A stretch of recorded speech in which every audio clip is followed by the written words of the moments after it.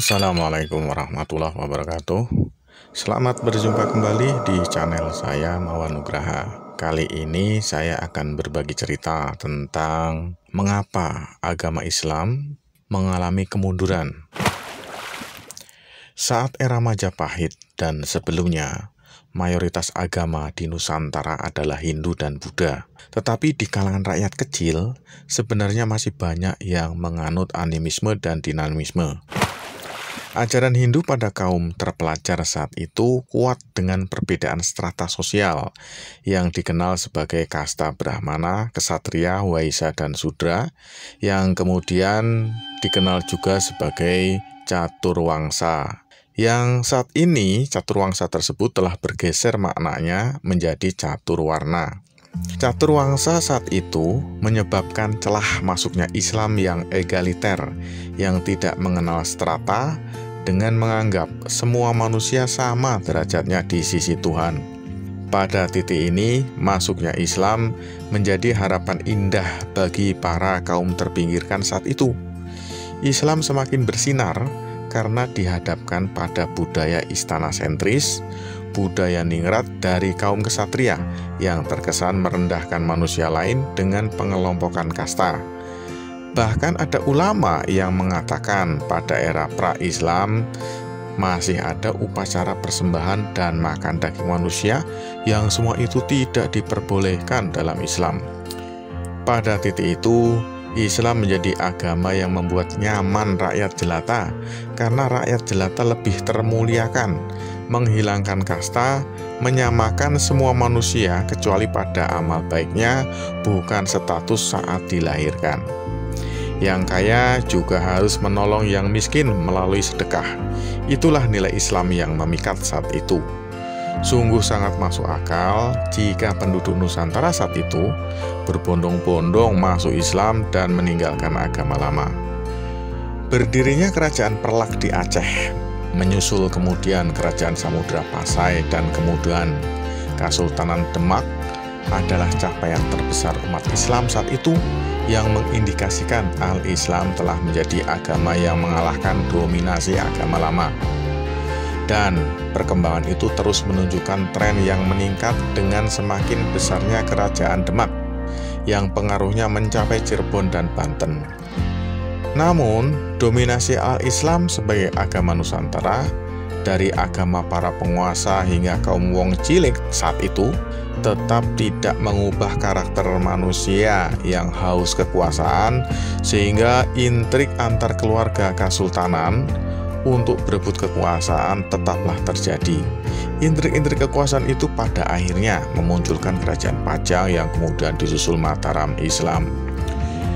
Kedatangan bangsa Eropa ke Nusantara mengenalkan manajemen dan teknologi yang lebih maju, selain kepercayaan baru yang mengenalkan agama cinta kasih kepada mayoritas penduduk Nusantara yang sudah memeluk Islam.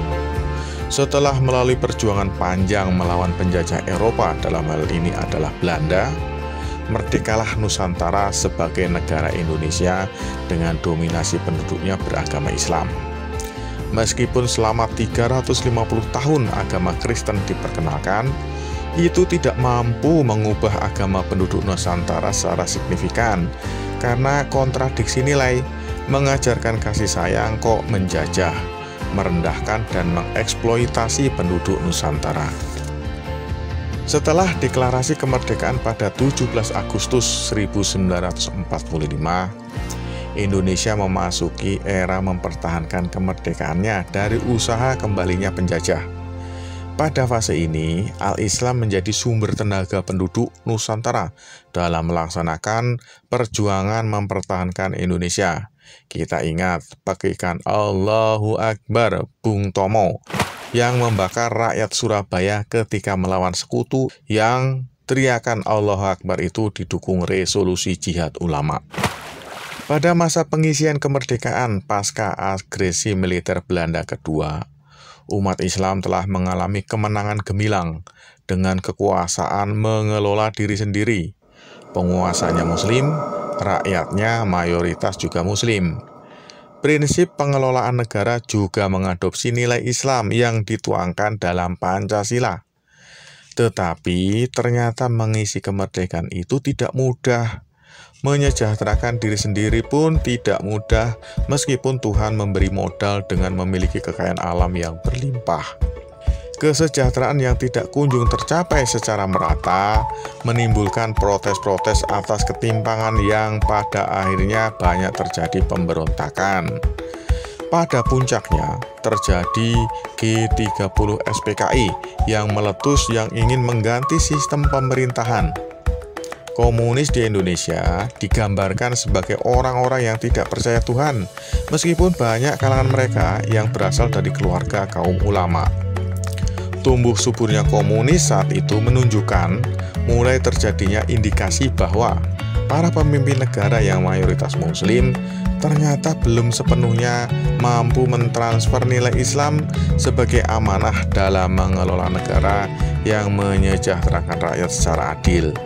Jadi, alasan tumbuhnya komunis secara subur adalah masalah kesejahteraan rakyat yang dirasakan rakyat timpang. Hanya orang tertentu atau pejabat yang dapat menikmati hidup berkecukupan. Di atas penderitaan rakyat itu, prinsip komunis menghipnotis kaum miskin dengan slogan sama rasa sama rata. Meskipun PKI dapat dihabisi sampai ke akarnya, tetapi ideologi-ideologi non-Islam semakin menemukan titik tumbuhnya ketika para pemimpin muslimnya tidak mampu mewujudkan negara yang baldatun, toyibatun, warobun kafur. Waktu terus berlanjut dan tujuan negara dirasakan sebagian penduduk masih belum tercapai. Pada titik ini, kelompok yang kecewa memiliki beragam penilaian. Kelompok pertama menganggap penerapan al-Islam dianggap tidak benar, sehingga keadilan dan kesejahteraan belum berhasil, sehingga penerapan Islam harus dikoreksi dan diluruskan. Kelompok lainnya meyakini ternyata pemimpin yang beragama Islam bukan jaminan negara menjadi lebih baik. Seiring waktu, di mana negara masih dirasakan belum mencapai tujuannya, maka kelompok pertama semakin mempertajam pemikirannya untuk membenahi pemerintahan dengan ajaran Islam yang diyakininya, dan kelompok ini mengarah ke sikap yang saat ini diistilahkan radikal. Kelompok kedua mengarahkan model kepemimpinan, apapun agama pimpinan yang penting mampu membuktikan kepemimpinan yang lebih baik. Sayangnya, kelompok yang dianggap radikal juga tidak mampu menunjukkan model atau contoh kepemimpinan yang sukses, kecuali hanya berdasarkan keyakinan-keyakinan semata. Pada titik ini, al-Islam sebagai agama mayoritas secara status masih terjaga, tetapi kehilangan pembuktian bahwa negara menjadi lebih baik dengan mayoritas agama Islam. Kondisi agama Islam di Nusantara semakin memburuk dengan fakta korupsi semakin hampir menjadi karakter dalam mengelola negara. Dan karena konsekuensi status mayoritas, pelaku korupsi kebanyakan beragama Islam yang perilaku tersebut menjadi dakwah atau syiar negatif bagi agama Islam itu sendiri. Terlebih banyak para ulama lebih getol membicarakan dosa besar seperti kafir, Anda kafir, zina, sementara korupsi seolah-olah dosanya lebih ringan dari dua dosa itu. Globalisasi yang melanda sejak era 80-an membuat setiap individu mampu menyerap informasi dari berbagai belahan dunia dan membanding-bandingkan dengan negara sendiri. Pada fase ini, manusia Indonesia semakin kritis yang tidak begitu saja percaya dengan lisan para pemimpin agama yang menyebabkan beban pemimpin Islam sebagai teladan menjadi semakin berat, justru karena posisinya sebagai agama mayoritas. Sayangnya, tidak mudah menjadi teladan karena godaan duniawi memang berat coy, yang imbasnya perilaku pemimpin muslim di level apapun membawa nilai syiar agama Islam itu sendiri. Jadi, jika kemudian kaum agnotis muncul dan membesar, ya masuk akal. Pada satu titik dalam waktu sangat dekat, agama seseorang akan dianggap tidak penting kecuali dibuktikan amal dan perbuatannya di lingkungannya dan di hadapan manusia lainnya. Sebagian pemimpin agama yang frustasi dengan kapasitas pengendalian diri yang minim, melihat keadaan tersebut tentu akan mengambil jalur keras yang berhadapan dengan sebagian yang berpikir global dan rasional. Jika sudah pada tahap ini, ya dominasi al-Islam sebagai agama mayoritas jelas sudah sangat menurun, tergantikan oleh ideologi yang berlandaskan rasionalisme semata dan tawaran yang humanis seperti slogan cinta kasih dan lain-lain. Jadi, jika pemeluk Islam di belahan dunia lain seperti Eropa meningkat, tetapi tidak di Nusantara, kecuali dibangun tafsir-tafsir baru, sebagaimana tafsir caturwangsa digeser menjadi caturwarna dalam Hindu. Intinya, pemimpin Islam yang tidak amanah yang mempercepat terpuruknya Islam di Nusantara, bukan karena hebatnya serangan dari pihak luar.